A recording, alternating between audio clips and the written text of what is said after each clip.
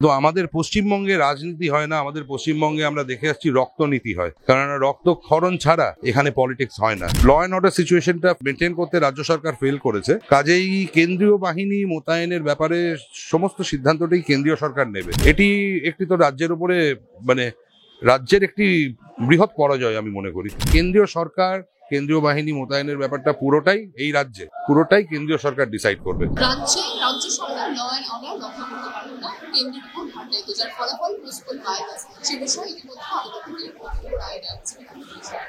না, আপনারা তো ছিলেন সবাই আদালতে, দেখলেনই যে বহুক্ষণ ধরে এই মামলাগুলো চলছিল। তো আজকে তো যখন রাজ্য বলছিল যে না, সমস্ত সিচুয়েশন পরিস্থিতি এখন সব ঠিক আছে, আমরা তখনই গতকালই ডিজিপির কাছে যে ইমেল করে মাননীয় বিরোধী দলনেতার তরফ থেকে যে 1862টি গৃহহীন ঘর ছাড়া যারা আছেন বিজেপির কর্মীবৃন্দ, তাদের যে চার্টটা বা লিস্টটা জমা দেওয়া হয়েছিল, সেটি আমরা আজকে প্রডিউস করি।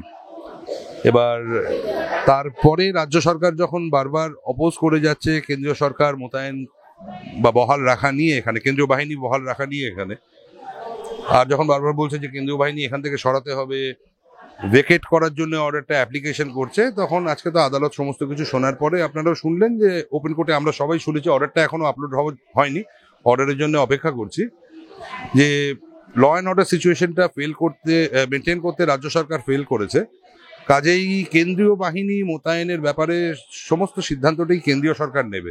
সংখ্যা কত হবে, কতদিন থাকবে, কোথায় কোথায় থাকবে, পুরো বিষয়টি।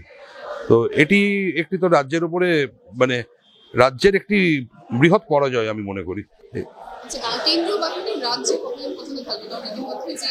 সেটা কেন্দ্রীয় সরকারই এবার থেকে সমস্ত সিদ্ধান্ত নেবে। এতদিন আদালতের সিদ্ধান্তে কেন্দ্রীয় বাহিনী মোতায়েন ছিল, আজ আদালত নির্দেশ দিয়েছেন যে কেন্দ্রীয় সরকার কেন্দ্রীয় বাহিনী মোতায়েনের ব্যাপারটা পুরোটাই এই রাজ্যে, পুরোটাই কেন্দ্রীয় সরকার ডিসাইড করবে। এই লোকসভা নির্বাচন অন্য রাজ্যে হয়েছে, পশ্চিমবঙ্গে হয়েছে। পশ্চিমবঙ্গে শুরুর আগে থেকে শুরু যখন হচ্ছে সেই সময় এবং শেষের পরেও সেই সন্ত্রাস এখনো রাজনীতির মধ্যে রাজ এবং নীতি এই দুটি কথা লুকিয়ে আছে, কিন্তু আমাদের পশ্চিমবঙ্গে রাজনীতি হয় না, আমাদের পশ্চিমবঙ্গে আমরা দেখে আসছি রক্তনীতি হয়, কারণ রক্তক্ষরণ ছাড়া এখানে পলিটিক্স হয় না।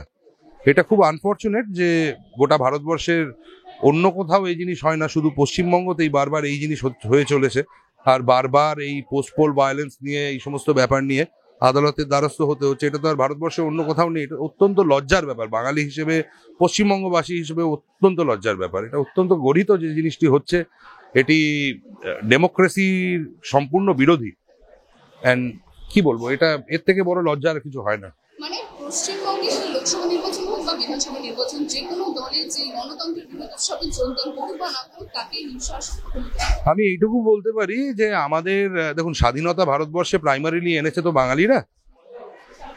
বাঙালি বিপ্লবীরা না থাকলে ভারতবর্ষ আজও ব্রিটিশদের হাতে পরাধীন থাকতো।